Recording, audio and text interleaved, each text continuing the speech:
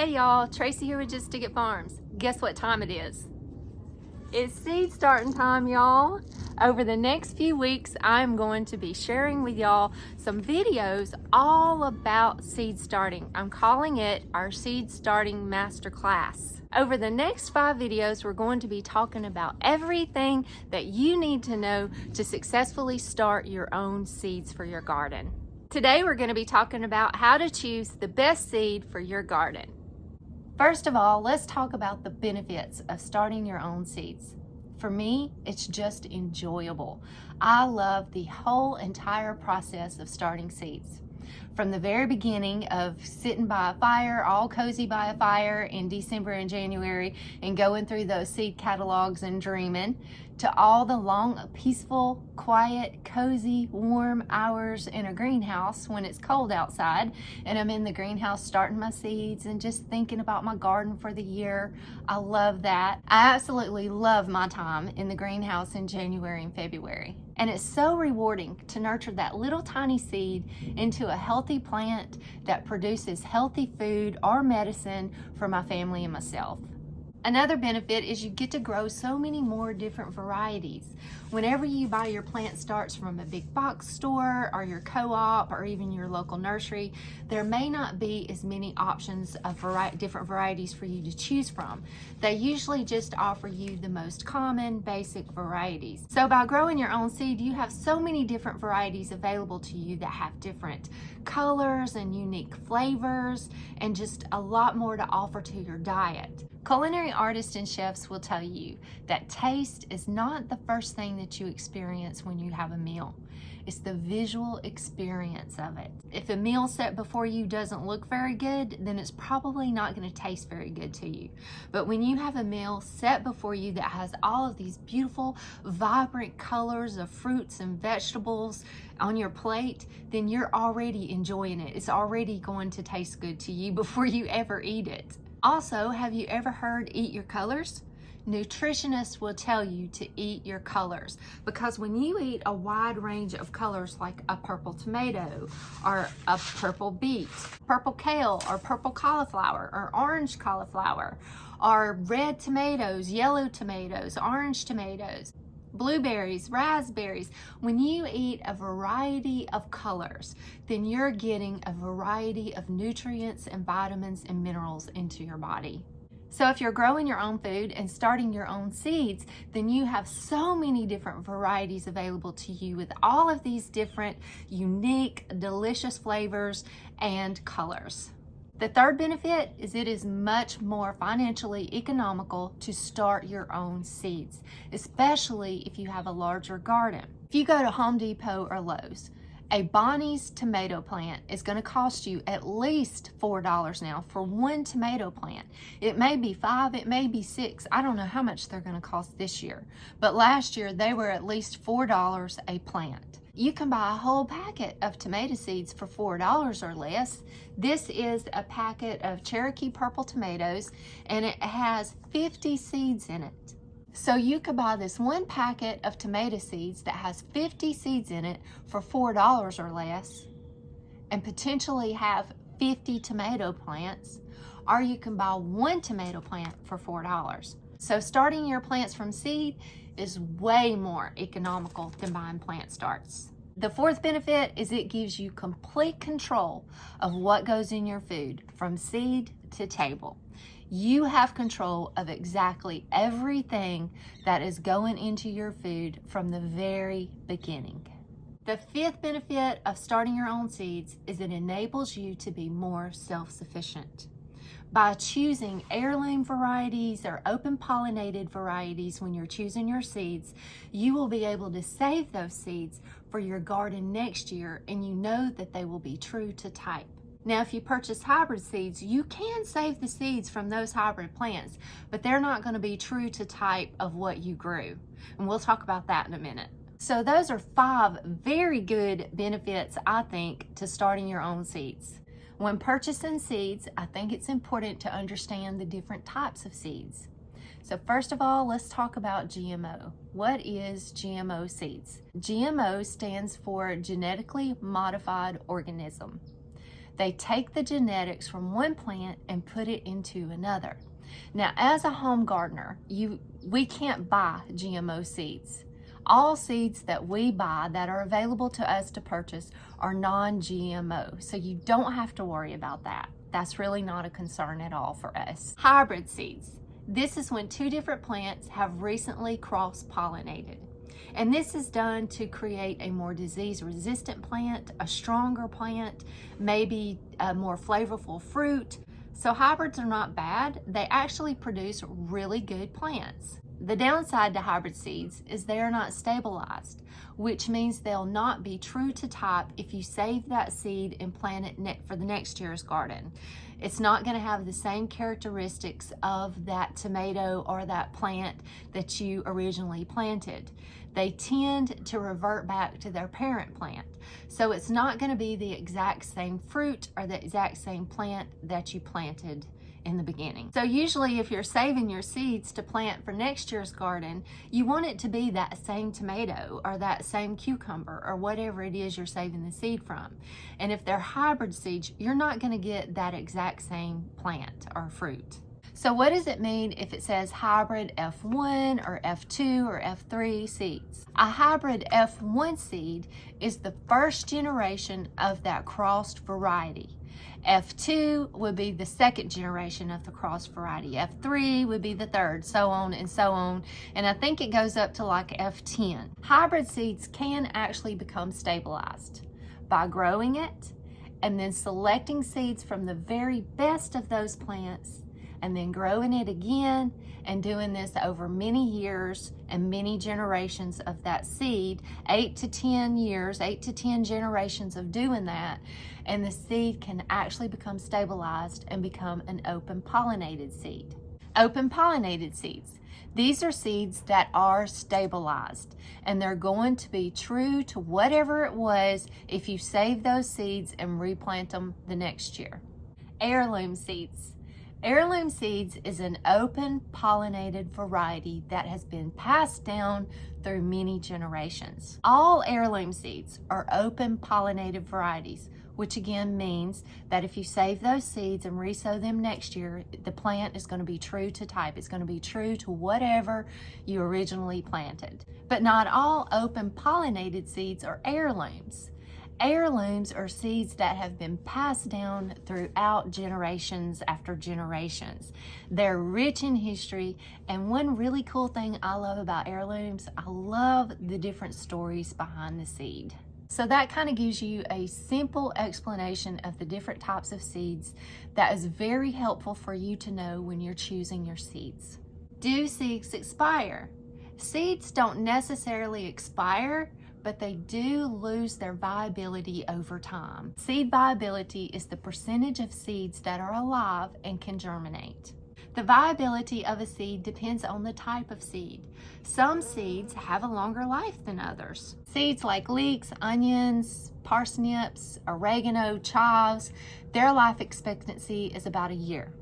But seeds like corn, okra, parsley, carrots, celery, spinach, their life expectancy is 2 to 3 years. Seeds like beans, lettuce, peppers, radish, beets, their life expectancy is 4 to 5 years. Seeds like tomatoes, squash, pumpkins, melons, cucumbers, eggplants, all your brassicas, cruciferous vegetables, those seeds can last 5 or more years. So some seeds definitely have a longer life than others. Another thing that can definitely determine the life of your seeds is how you store them.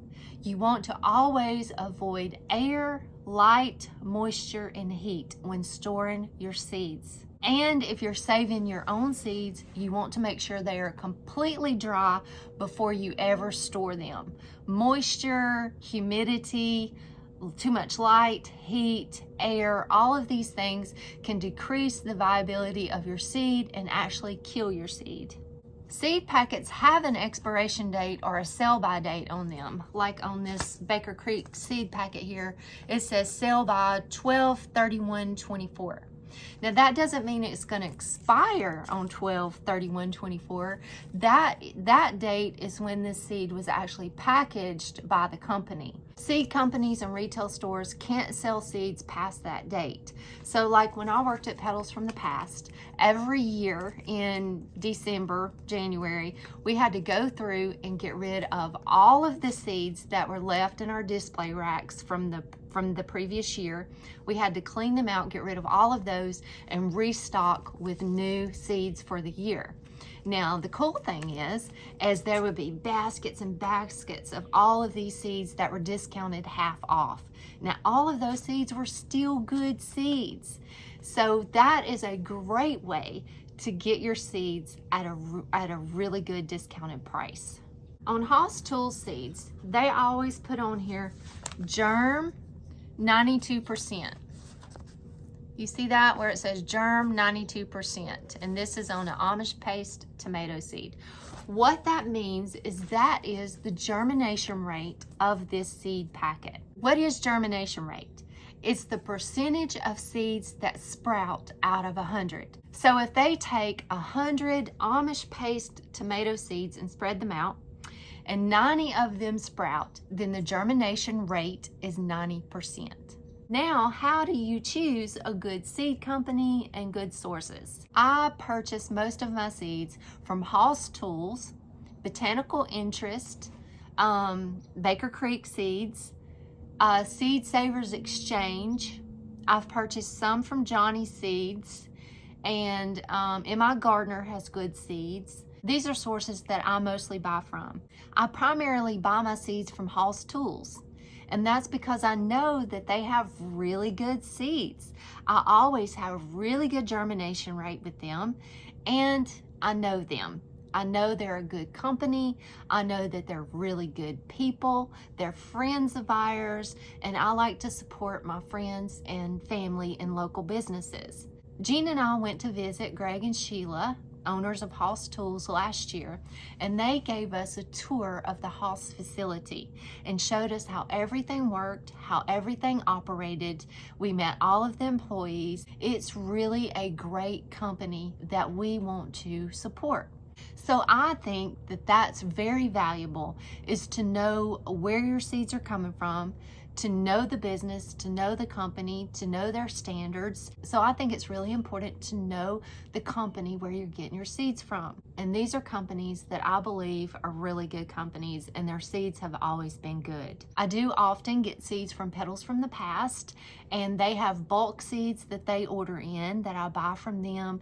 And also in their seed displays, they are Botanical Interest seeds, Renee's Garden, and Seed Savers Exchange, and those are the seeds that they sell.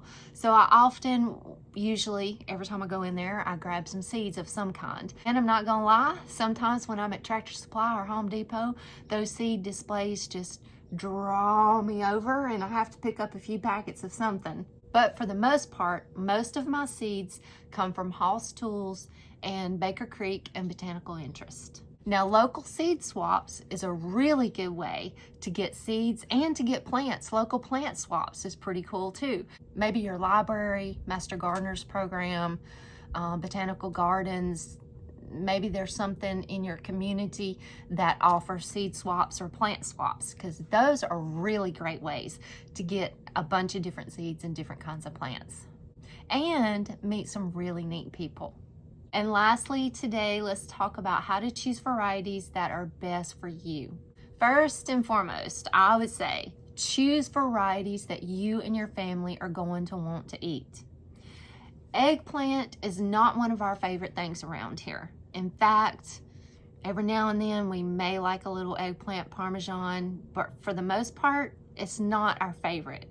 Now, pretty much every vegetable, every fruit we love, but eggplants, not our favorite. And for years, I was growing whole rows of eggplants just because I could. And I thought I had to, but it was like, why are we growing all these eggplants? We don't even like them. So don't give space to your garden for things that you and your family aren't even gonna eat. And then I think a really good question to ask yourself when you're planting your garden and when you're purchasing your seeds is, what do you want to do with all of this food and all of this produce when it comes in? Do you want to ferment? Do you want to ferment a lot of foods? Do you want to dehydrate things? Do you want to can foods? What do you want to do with these things? Do you want to make salsas? Do you want to make spaghetti sauces? Do you want to make pickles? Or is my pantry full of pickles from last year, so I really don't need to do pickles this year, so maybe I don't need to grow as much cucumbers? Or do I just want to eat fresh from the garden over the summer or the spring or the fall? Like, I really don't want to preserve, I really don't want to put things up, I just want to be able to eat some fresh out of my garden. And that's fine, that's wonderful. You don't have to be this incredible homesteader that's growing all of their food and filling all of their pantries and doing all this canning and preserving. You don't have to be that person. You can take your garden and grow in your own food to whatever level you want to. But I think it's very wise, before you go into buying all of these seeds, that you decide what it is you want to do with all of this food. And that will help you determine maybe more of what you should be growing. If you're wanting to make salsa and spaghetti sauce and tomato sauce and tomatoes for chili and all these different things with tomatoes, maybe you need to grow a lot of tomatoes. So before going crazy and buying all these different beautiful seed packets, figure out what you and your family really want to eat, what you really want to grow, and what you really want to do with all of that food when it comes in. Second, I would say make sure you're choosing varieties that will grow well in your area. Just like for us, I can't grow rhubarb here in central Alabama. There's no way. Rhubarb will not grow well here in central Alabama. Onions, we can grow short day onions here, but long day onions might be the type of onions you need to be growing. So research and find out what will grow better in your area. And third, I would say when you're going through those seed catalogs and getting your seed orders together, first go through and order your tried and true varieties, the things that you know that you want to always grow. Like, I'm always going to grow Cherokee purple tomatoes. I'm always going to grow them because I love them. I love a Cherokee purple tomato sandwich. I love it. So I will always grow that. I will always grow red Russian kale because I love it. Now, first go through and make space in your garden and order those seeds of your tried and true varieties. And then definitely always add some new things to try. Some new varieties, or maybe even a whole new plant. Add something new to try. Always give space to your garden for something new, some new variety, some new plant to try. It keeps things really fun and really interesting. And you never know, it might turn out to be your favorite. Okay, y'all, that wraps up today's video, but I think we covered the basics of how to choose the best seed for your garden. Now, if you haven't already ordered your seeds, y'all go get your seeds ordered and tune back for the next video. We're going to talk about the best conditions for storing and organizing your seeds. Thank y'all so much for joining me today. Thank you for joining me in this seed starting masterclass. God bless y'all, and I will see you on the next video.